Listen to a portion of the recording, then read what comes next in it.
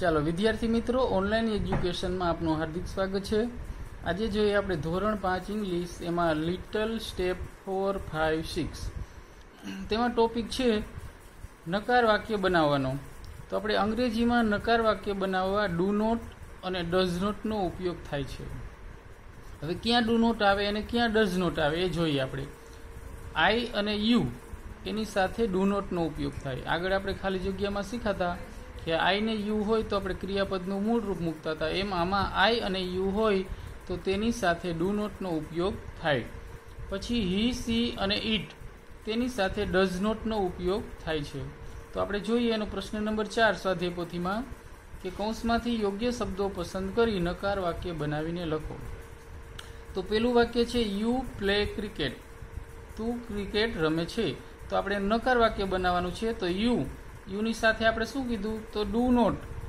તો પેલા આપણે આ યુ લખીએ, યુ બરાબર. આ જે પ્રશ્નમાં છે યુ લખવાનું. પછી આ ડઝ નોટ પ્લે,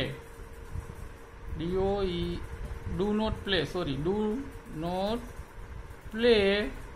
પછી આ છેલ્લો જે આ શબ્દ હોય ક્રિકેટ તે લખી નાખવાનો કે CRICKET, cricket. You do not play cricket, એટલે તું ક્રિકેટ રમતો નથી. પછી બીજું વાક્ય છે વિનય રીડ્સ અ બુક, એટલે કે વિનય ચોપડી વાંચે છે.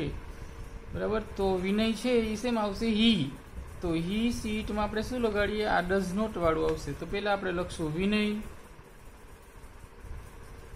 પછી આ કૌંસમાંથી ડઝ નોટ રીડ,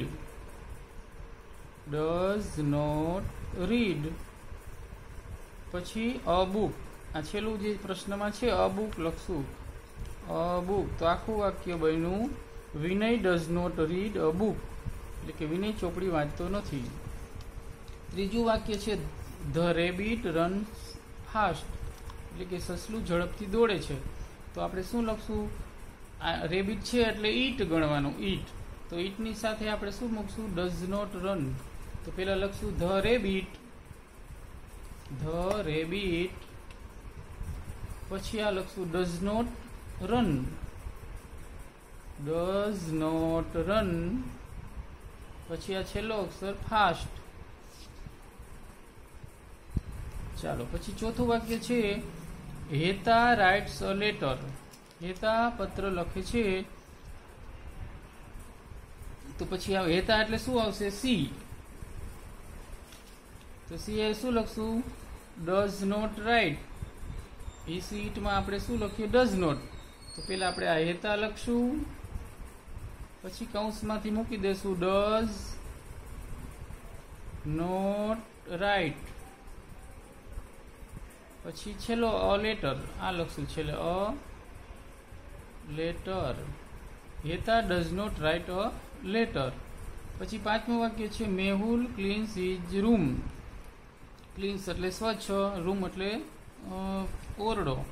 મેહુલ તેનો રૂમ બોલીએ તો ચાલે. મેહુલ તેનો ઓરડો સ્વચ્છ કરે છે. તો આપણે મેહુલ છે એટલે શું ગણવાનું? હી. તો હી સાથે શું લખીએ આપણે? Does not clean. તો પેલા લખશું મેહુલ,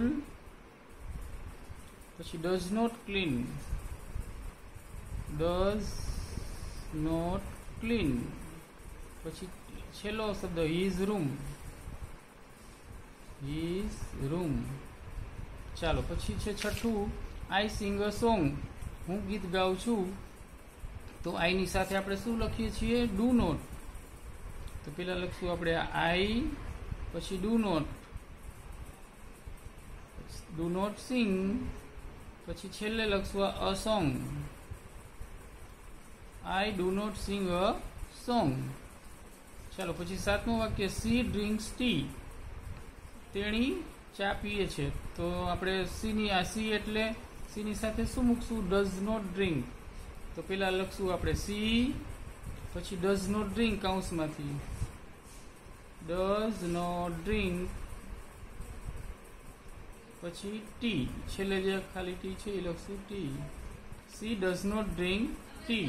પછી આઠમું વાક્ય જોઈએ હી ઇટ્સ એપલ્સ, તે સફરજન ખાય છે. તો હીની સાથે આપણે શું મૂકીએ? ડઝ. તો પહેલા આપણે હી લખશું, પછી કૌંસવાળું ડઝ નોટ ઈટ અને છેલ્લો શબ્દ apples. He does not eat apples. પછી 9મું છે the cat sits on the mat. બિલાડી ચટાઈ પર બેઠી છે. તો આપણે કેટ એટલે શું કહેવાય? ઈટ. તો ઈટમાં આપણે શું લખશું? Does not sit. તો પહેલા આપણે ધ કેટ લખશું, ધ કેટ, પછી કૌંસમાંથી ડઝ નોટ સીટ, પછી અહીં આખો શબ્દ આખું છે ઓન ધ મેટ. ખાલી તમે મેટ લખો તો ન ચાલે, છેલ્લો શબ્દ આમાં ભેગું છે ઓન ધ મેટ. તો કે the cat does not sit on the mat. 10મું યુ લાઈક ફૂટબોલ.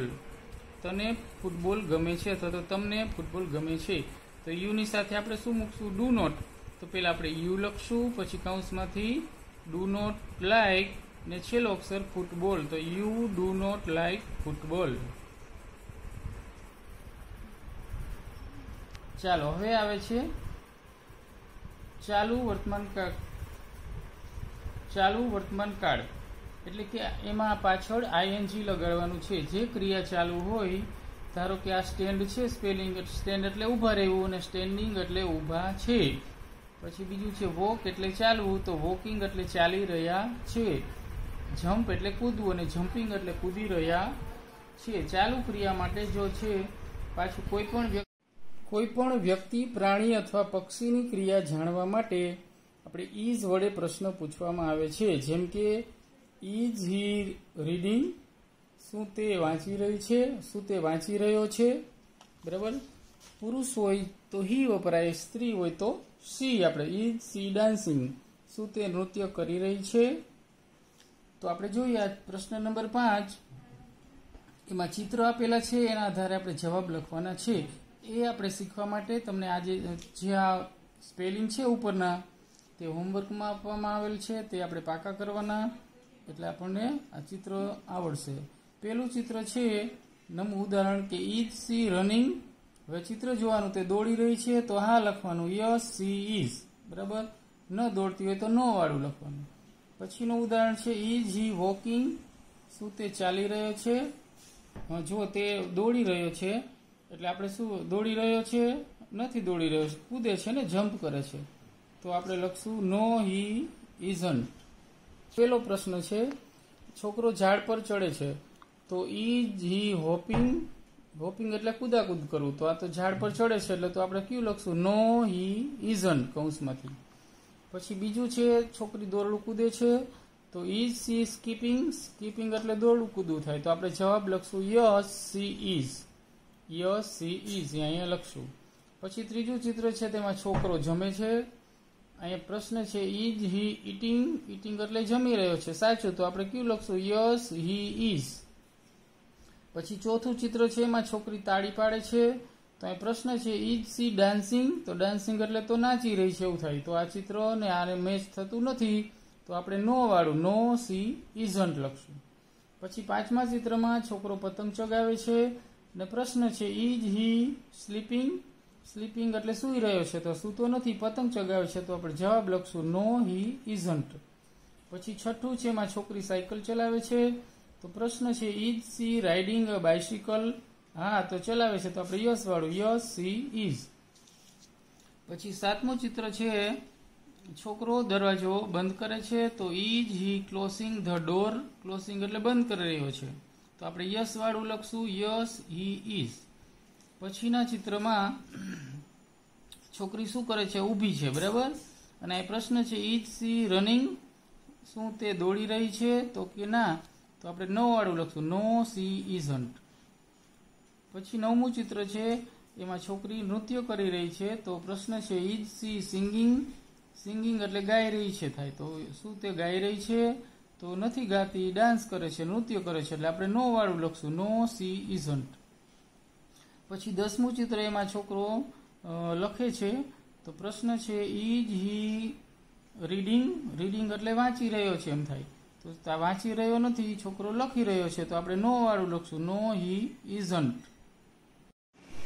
હેવનો અર્થ ની પાસે હોવું થાય છે. તે એટલે કે તે માલિકી દર્શાવે છે. કોઈ પણ વ્યક્તિની પાસે કઈ વસ્તુ હોય તો એને ઇંગ્લિશમાં હેવ કહેવાય, તેની પાસે છે. હવે હેવ અથવા તો હેઝ પણ માલિકી દર્શાવે છે. તો આપણે એ શીખવાનું છે કે ક્યાં આપણે હેવ લગાડવું અને ક્યાં હેઝ. તો આપણે જોઈએ કે આઈ, યુ, વી, ધે એમાં આપણે હેવ લગાડીએ. I have, you have, we have ને ધેય હેવ.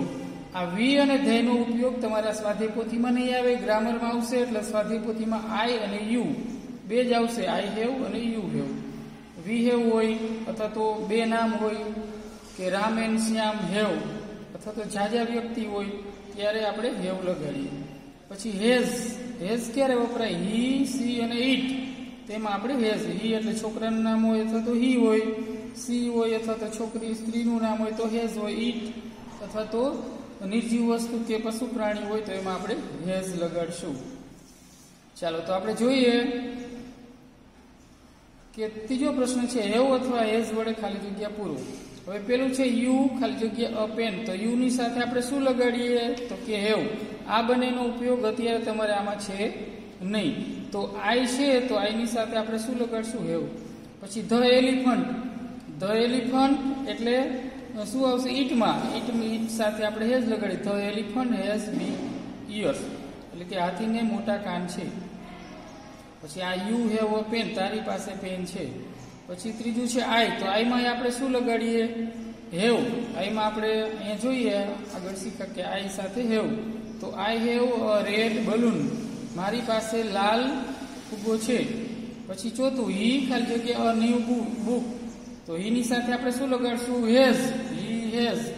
તો તેની પાસે he has a new book, તેની પાસે નવી ચોપડી છે.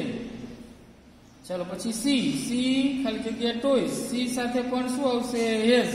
તો સી હેઝ ટોયસ કે તેણીની પાસે રમકડા છે. પછી છઠ્ઠું છે મોહન ખાલી જગ્યા અ ટ્રેક્ટર. તો મોહન એટલે હી ગણવાનો, તો એની સાથે આવશે મોહન હેઝ અ ટ્રેક્ટર. તો મોહનની પાસે ટ્રેક્ટર છે.